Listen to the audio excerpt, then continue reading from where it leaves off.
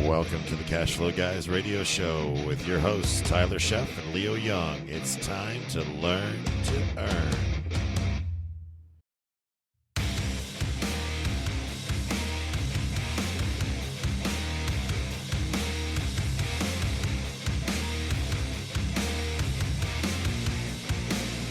Welcome to the CashFlowGuys podcast. Today's episode, folks, we're going to be talking about the plan, why you should have one, what you're going to get out of it, and how the plan is going to help you move your business forward. So stay tuned for the CashFlow Guys. Welcome to episode 7, CashFlowGuys podcast. In this episode, we're going to talk about the plan.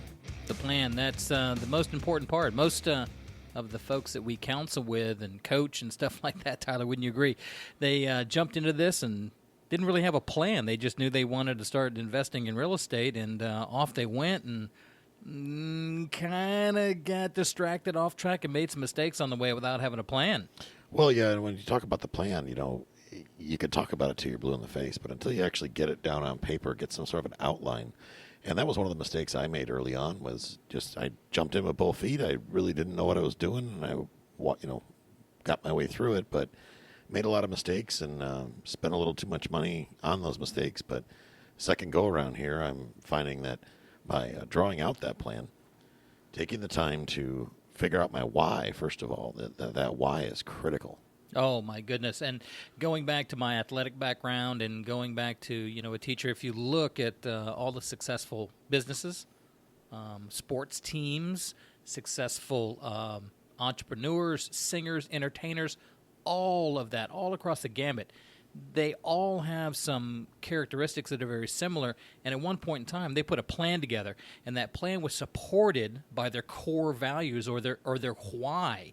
And basically, the why is, why are you going down this path? What are you doing this for? Why do you want to do this? There's 1,000 different things somebody could do. Why this? Well, yeah, and a great exercise that my mentor got me started on this go-around was I had to sit down and write down everything, all of my goals for the next 12 months if I could not fail. Right. Could not fail. Right. So it really, and then how I would feel, what would happen if I didn't accomplish, if I failed and didn't make those goals. That's a unique exercise, isn't it? It's very unique, and it was an eye-opener. Yeah, It really helped me get to my why. It was the building blocks that helped put that why together. For me, it was powerful, super powerful. Sure. When our retail team, we work with, and the real estate agents that we have, I make them do a core value exercise to determine that. And the real brief on that, folks, is you've got some core values that you're going to use to support with this money. Money is just a tool. It's no different than a hammer, a plunger, a jackhammer, or anything else. It's a tool used to get something. Yeah, it's just one piece of the puzzle. One piece of the puzzle, exactly right. And the why is what you're going to do with that money. Why do you need more money? Is it to support yourself? Is it to support your family? And what are you doing to kind of get there? So I encourage you, if you're listening to this podcast, get out a piece of paper. Now, if you're in the car, obviously you want to pull over, but get a time where you can sit down and write down why you want to do what you're going to do, whether that is invest in real estate, passive income, financial services, whatever. Why? Why are you going to do it? Well, Leo, I think a lot of people don't write down the plan because they start with, they don't know what it's supposed to look like, or they're afraid of making mistakes, or they don't feel they have enough information to make a plan, which it's a valid reason. It is a valid reason, but you still have to go through the exercise. Absolutely, and that's the most important part, because as you move forward through this, everything will come back to that. It'll come back to that. It'll come back to that. You'll always come back to that original core ethos, mantra, or why you are doing this. Is it for yourself or your family? Write that stuff down. I do this exercise constantly, and as long as I'm doing that, I am moving forward and I'm successful. One of the things that I looked at early on, before I had a family, is when I was becoming an entrepreneur, is just basically for myself. For me, it was to make more money and not be in a job situation. I wanted the freedom that an entrepreneur experiences. Now, don't please don't make the mistake of thinking that I'm saying that you can sleep till noon and not, go on vacation 4 times a month and stuff. That's not what I'm talking about. I'm talking about the freedom of scheduling, the freedom of having my own day. We work very, very hard as entrepreneurs. We get up early and all that stuff, but I'm not punching a clock. Well, yeah, and you're in control of what goes on around you. You have control over what you plan on doing the next day and the next week and the next month, and you can sit down with your calendar, make a plan that makes sense, something that you're responsible for. You're driving the bus. You're in charge. Exactly right. When I was single, that was it. It was to be my own person. When I got to become a father with Allie, that plan changed. Oh, absolutely. You can't have one plan. Life will change on you. Absolutely. So my plan became very, very different once I had a family. Then I was looking at different aspects of it. College funding became part of my plan. We have to look and really dive into healthcare now. Healthcare is very different now than it was 5 years ago. This is not a political commentary show. We're not going to get into good or bad. The math is different, so we have to treat it differently. I have lots of folks that I work with that want supplemental income for their retirement. They don't want to leave their job. They're happy with their job.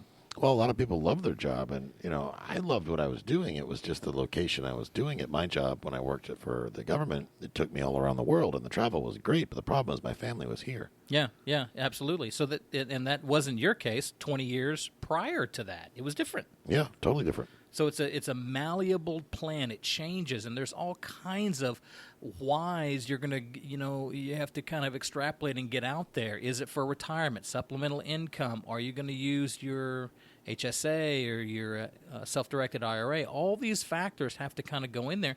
And don't think as you're writing this down, it has to be one plan. It's going to change. It's going to be fluid and dynamic.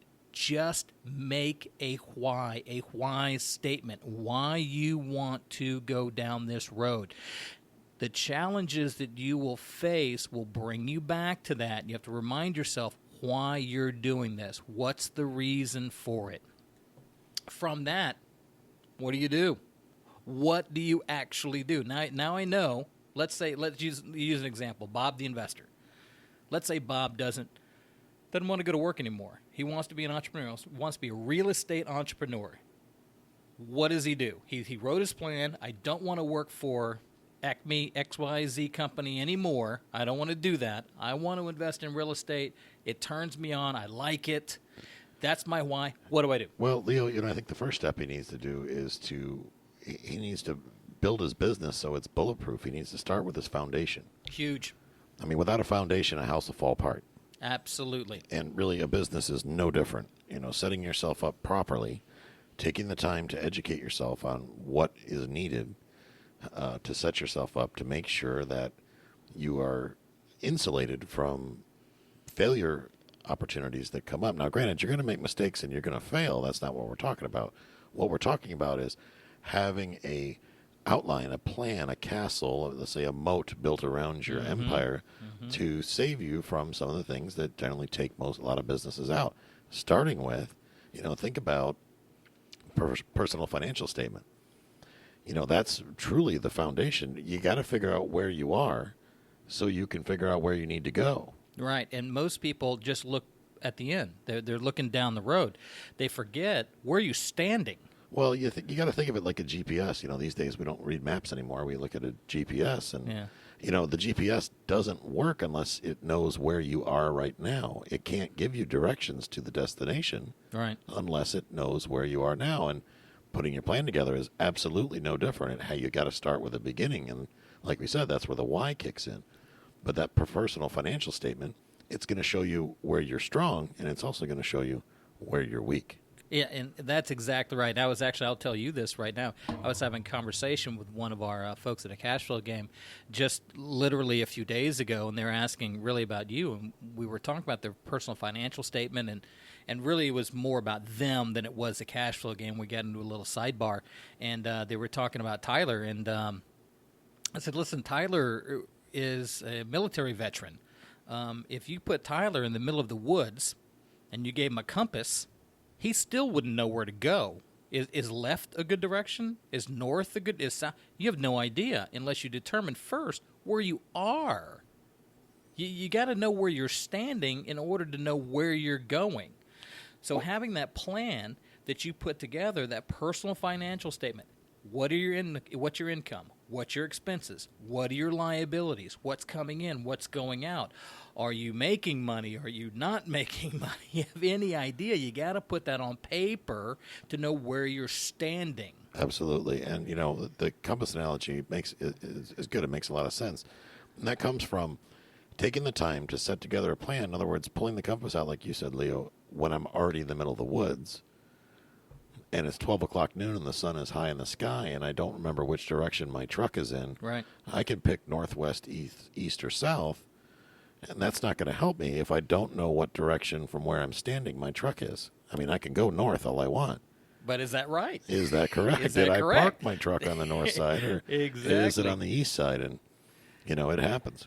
Well, folks, what we're going to do right now is we're going to take a little break, and I want you to come back and listen to us talk a little bit about the what.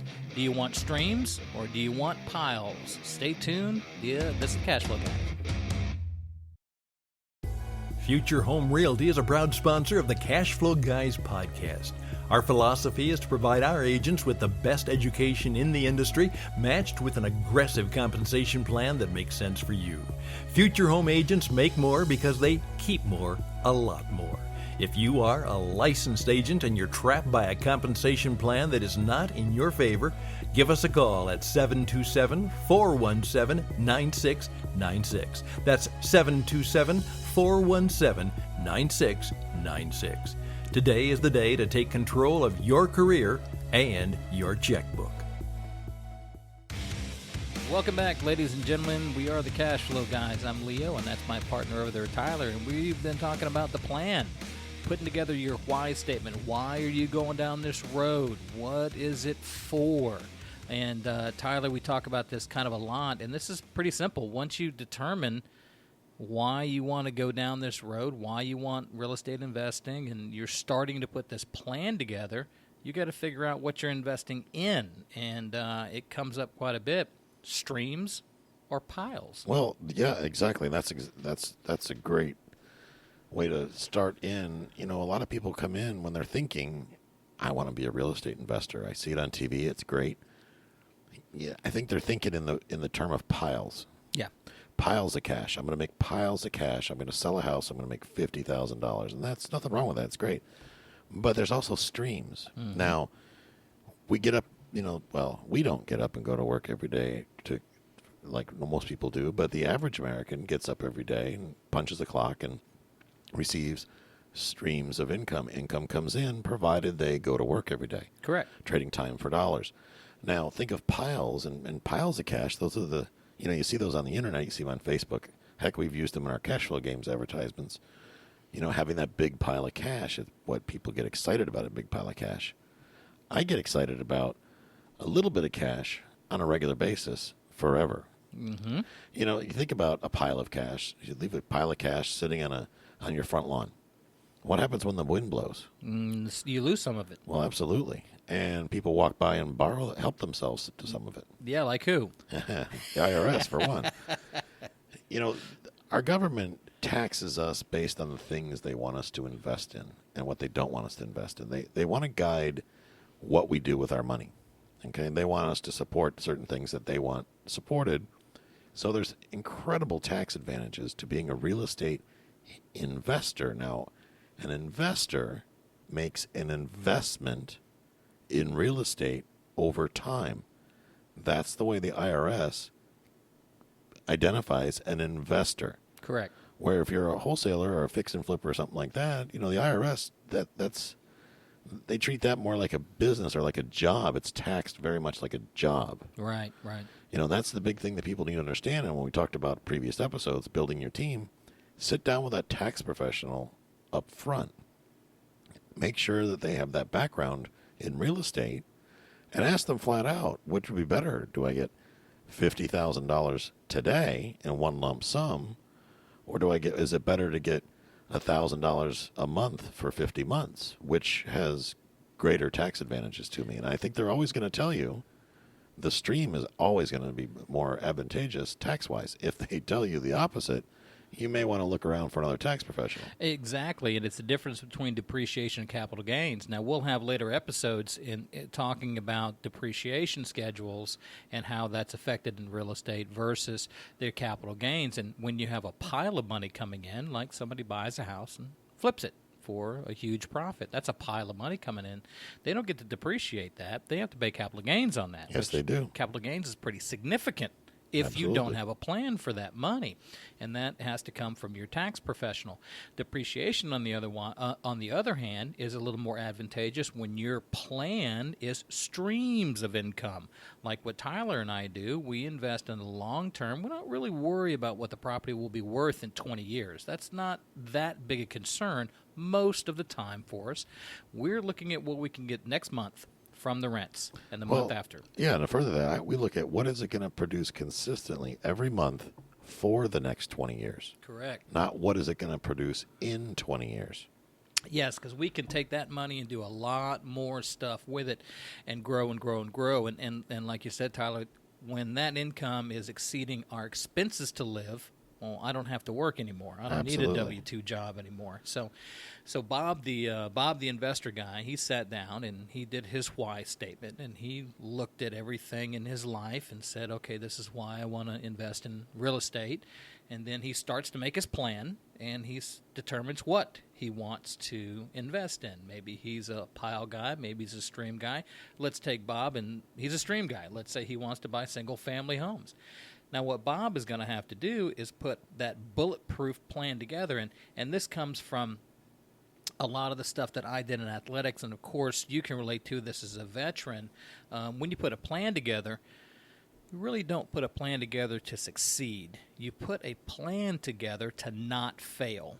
You remove the failure opportunities within your plan. We call it bulletproofing, okay?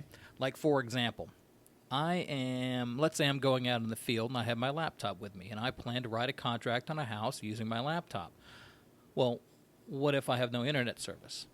I can't use my laptop. Absolutely. And what if you don't have any electrical and your no battery's dead? Exactly. You're at least going to stop and check to make sure your battery's charged and make sure that the battery will last you through the time you're going to need it. So taking that few minutes to analyze where you are and what you have for the next duration of time that you're going to do something. Exactly. And let's say everything is fine.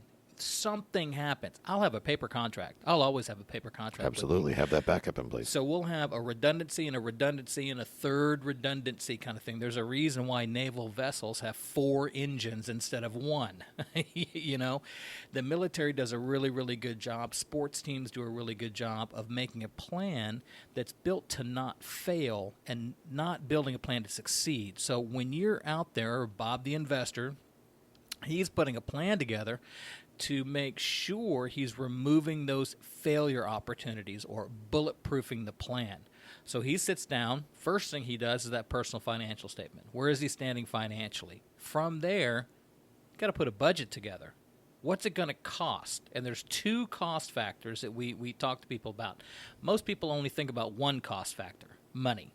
Well, and, time is equally as important. And well, in my case, Leo, I know your case, time is more important than the money. Absolutely more important. You only have 24 hours in a day. Yep. You can't work every one of them. Nope. And, as Americans, we like to work a 40-hour week, and I'm sure people are thinking, yeah, I wish I only worked a 40-hour week. Well, that's a guideline, and we strive to, I'm a big believer in the principles taught by Tim Ferriss in 4-hour work week, being hyper efficient in what you're doing, so you don't have to leverage too much of your time, and really only you can decide what too much is. Right. But if you don't have a handle on what too much is, you'll find yourself burning out very quickly, and that's where it becomes hyper important to put certain systems in place to make sure that you are operating at max efficiency. You're going to get the most amount done, and you're not going to burn yourself out. Exactly. Putting that team in place that we talked about earlier, what you're leveraging with the team is your time, because you can't do every aspect of every single transaction that goes on. This comes a lot down to, we talk about whether to manage property yourself or to hire a property manager. how many 2 a.m. phone calls and disrupted sleep does it take to ruin those days beyond, and what is that time worth? Oh, unbelievably, because, if I go back to my original plan, maybe I want to quit my job and have more free time. Well, if I load my time up while I'm transitioning out of my job with all these things that I could outsource, now I'm not accomplishing that goal, that original goal, that intent that I put out there. So making sure that you're measuring your money in your budget, but also allocating your time appropriately in your budget as it supports that why statement. And Tyler mentioned the team. We work with a retail with our retail agents as well, and with the investments that we have, we're all about that action team, and that action team are those people, the attorney, the CPA. Tyler, you just mentioned the property manager, plumbers. I mean, all of it. Those are our action teams. Those are people that we can work with in an actionable sense. There's another team in there that's a support team. Now, I know that you have a great support team, Jill. Absolutely. She's your partner in business. She's your wife, and that's your support team. And your mother, and there's several friends that you have, and that's your support team that you rely on. Well, absolutely. And going back to the time conversation and how it compares to money, you have to put a dollar figure in your time. Like for me, for example, if I can hire someone else to do a particular task at a rate that's less than $400 to $500 an hour, I automatically hire it out. I know, Leo, you have a little different view on that. Yours is you're a little more hands-on than I prefer to be. But for me, if it's $400 to $500 and it's going to take me an hour, then I'll probably do it myself. But if it's under that amount, if it's a $200 task, I'm going to go ahead and sublet that out to a professional to take care of it for me so I can focus on more income-producing activities. Yeah, I have a harder time delegating, I must say. That's one of the things that I'm kind of working on as part of me getting better. Well, folks, we're going to take a break right now. When we come back, we're going to expand more on your plan and take it all the way in to measure to make sure it succeeds. Stay tuned. We're the CashFlow Guys. Located in Tampa, Florida, Insured Title Agency, ITA, is an independent title agency providing full title and closing services in 47 states. When choosing a title company, be sure they're underwritten by a solid title insurance company. The policy that ensures your home ownership is an important one, so consider the source. ITA is underwritten by two of the largest and most sought-after underwriters, Stewart Title and Commonwealth Land Title. ITA has been underwritten by both of these companies since our inception in 2006. Every client who chooses ITA does so because of our excellent service, rather than because they were steered in our direction because of an ownership interest or some other shady agreement. We're absolutely confident that our clients see the difference every time they work with us. When you're ready to close your next real estate transaction, give Insured Title a call at 813-855-3585. Welcome back. We're at episode 7, and we're talking about the plan with the CashFlow Guys, Leo and Tyler. And Leo, let's talk about where you want to be. Yeah, we were talking a little bit about the plan and putting a plan together that you start with that personal financial statement, where you are, and put a budget together, both time budget as well as financial budget. You define your support team, who you need to support you, your action team, who's going to be those persons that and those professionals that you work with. Now, where do you want to be? Where do you want to be with this? And it goes back kind of to your why. Where do you want to be in 1 year, 5 years, 10 years, 7 years? And we can really drill this down as much as we want. And I'm not a guy, and I never really have been. It doesn't work for me. I don't put like a 1 year, 3 year, 5 year goal. I don't really do it like that. Well, you even got to back it up from there, and you start with the end in mind. That's where you begin. Absolutely. It's critical to have the end in mind. And I say the phrase a lot. What's it going to look like? What's it look like at the end? Right. And you can back it up from there. Well, at the end, I want to have lots of holdings. I want to have a big business, a big company, lots of employees, or I really want to be on a sailboat somewhere in the middle of the South Pacific, and I want a few properties that are going to drop a few $1,000s into my account every month. And when I go pull up to the nearest marina and put fuel in the sailboat and get new, refresh my water supply, and I've got a couple $100, and that's just great. Yeah, exactly. And that goes back to building that plan around that why. The exit strategy is going to be pretty important too. You've got the end in mind. What do you want it to look like? Well, the exit strategy has many meanings really, and think about that when you're investing in real estate. When you look at let's say you pick up a little house, a little 3-bedroom, 2-bath house. The first day you go see it, the first thing you should be thinking about is, someday I'm going to be done with this investment. Mm-hmm. When will that be? Will that be 5 years, 10 years, 30 years? And how am I going to exit this investment? Right. That's going to tell you how you're going to acquire it. Once you realize you take the time to figure out how you're going to exit it, that's going to help you to hatch a plan on how to take it on in the first place. Exactly. Good example of that is, for example, when you're selecting your financing, investors, you could do a 15-year term, a 30-year term. You could do 5-year terms. Are you buying it for cash flow, or are you buying it for equity build? If you're trying to build equity, maybe you would go with a shorter term loan, which would build up more equity. If you're strictly investing for cash flow and you're able to get 30-year terms, that's going to look more attractive to you. So again, beginning with the end in mind, well, before I sign this mortgage, this loan, this note for this property, do these terms match my exit strategy? Don't sign a 5-year note if you're going to hold this property long term, and unless you're trying to build equity. Right.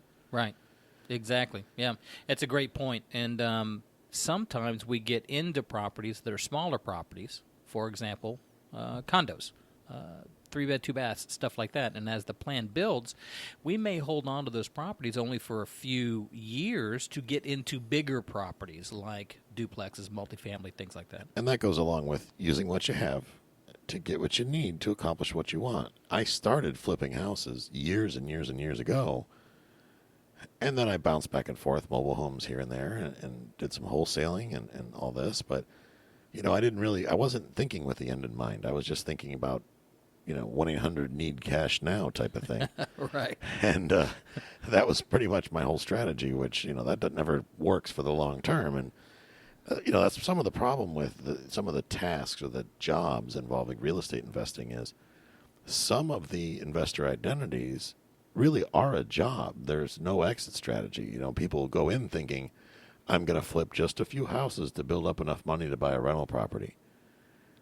I challenge you to show me somebody, more than 10 people that that have actually done that successfully. Yeah, it doesn't really work out that way. No, they start flipping houses, and then they either quit flipping houses because they've lost it all or spent it all, or it just wears them right out, and they don't even have the energy. By the time they get done flipping a couple houses, they're so worn out, the thought of holding a property long term wears them out even more. So, these are things that you have to consider. Being a wholesaler, heavily involved in marketing. You have to keep feeding that beast. Wholesalers that do direct mail spend $3,000, $4,000, $5,000, $8,000, $10,000 a month in direct mail, and they make a $10,000 fee. Right. But if you're shelling out $9,000 to make a $10,000 fee, and you're working 80 hours a week, that doesn't sound like being self-employed to me. That sounds like just being employed. Right, yeah, you kind of end up getting immersed in it, and it's inescapable, which it can explode on you. And that's where the reevaluation comes in. When I got back into real estate here in the last couple of years, I went back in wholesaling, and I was one of those people that was spending thousands of dollars on direct mail to get back into wholesaling while I was in the process of renewing my real estate license. I did a couple wholesale transactions. Well, I did more than a couple wholesale transactions, but again, it took a huge amount of discipline for me to stop feeding that beast and focus on the buy and hold. Right. That long-term solution. And now I'm sitting here today, and I have a very tidy income coming in. I decided I wanted a new truck because my truck was falling apart, my older truck. And today I went down to the dealership and zippity blam, and I wasn't even worried about the payments because I have several cash flowing assets to pay that bill. Right. And that came from basically measuring and adjusting, measure and adjust.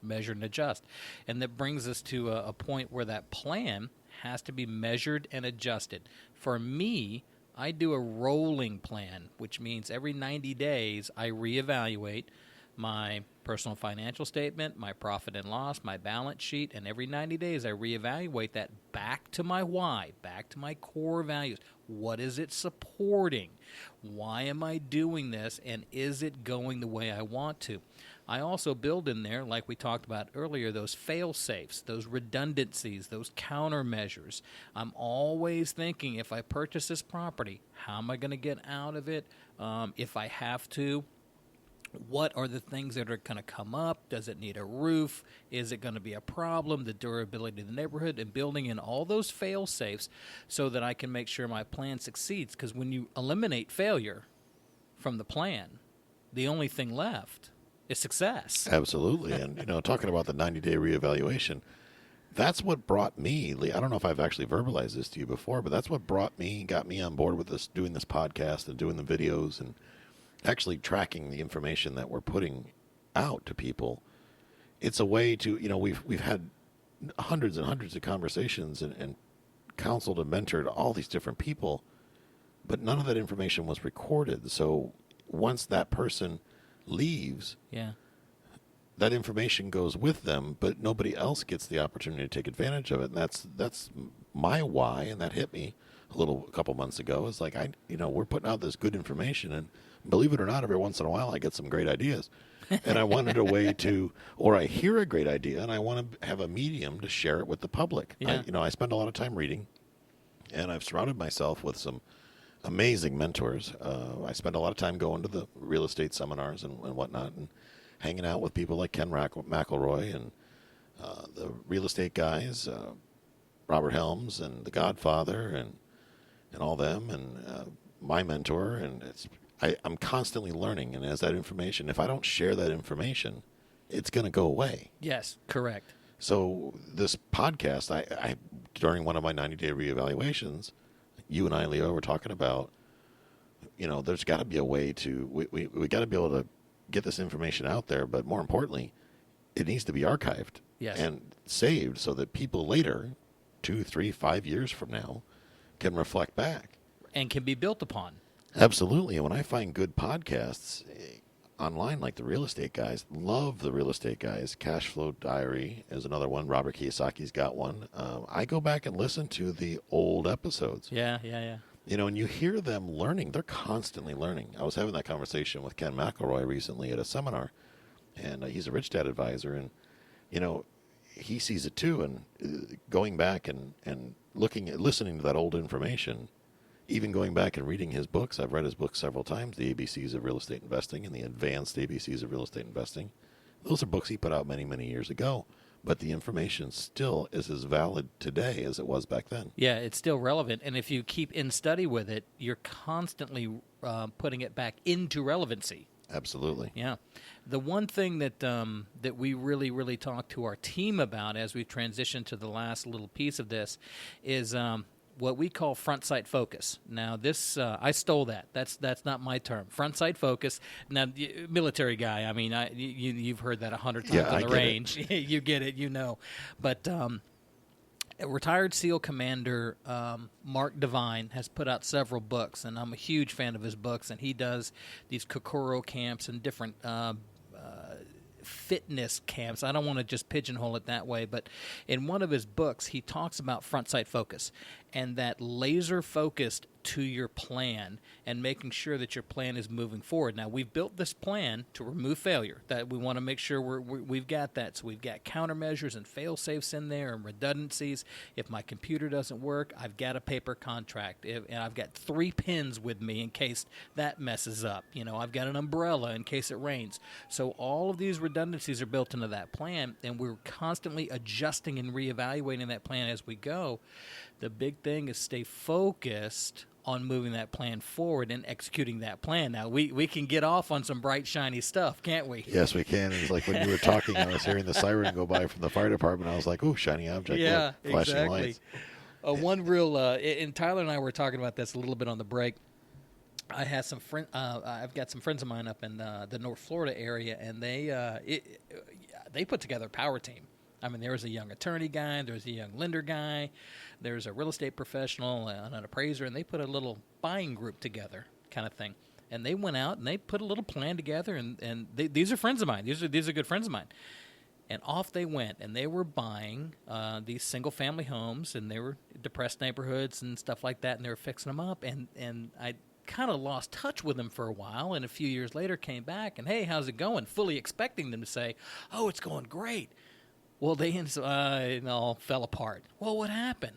Well, we were going and buying these single-family homes and fixing them up and putting renters in there, and then we came across this really killer deal. There you go. And it wasn't even close to the plan they had. But we'll get right back to the plan. Exactly. So they got off track on this huge parcel of land to be developed because they got this great idea, and it's going to be a trailer park, and it ate them alive. That job exploded on them. Before they knew it, they couldn't get it back on track, and then it just ate up the group. So that front sight focus is making sure that you're still focusing on your plan, because remember, you developed that why based off of what you want, what you need, made decisions, made a plan, and you're going to move that forward. I know, we hear it all the time about people getting distracted and derailed, and kind of like when we look at deals that aren't in our market, and they're A class and we're C class, and it looks attractive. Yeah. And, Cell phone tower. Ooh, let's do that. Right. You look at it and you're like, boy, I really want to do it. Warehouse space. Yeah, that'd be great. Right. But all those things would be great. But unfortunately, fortunately, I should say, is that we absolutely have to stay laser focused on our mission. Yeah. Absolutely. Yeah, and those deals will always be there. People think, oh, it's a deal of a lifetime. No such thing. There are deals all over the place every day. Be patient. It's not that big a deal. Stay focused on your plan, and you'll probably end up being a successful investor. Well, you know what I say about deals? Deals aren't found. Deals are made. They're made. Absolutely. You dead-gum right. So if you found a deal, I can assure you it's not a deal. No. Deals are created when you know what you're doing. Well, folks, that's going to bring us to the end of Episode 7. We were talking about the plan, the why, what, and how to measure it and adjust it. And my name is Leo Young, and that right over there is Tyler Sheff, and we are the Cash Flow Guys.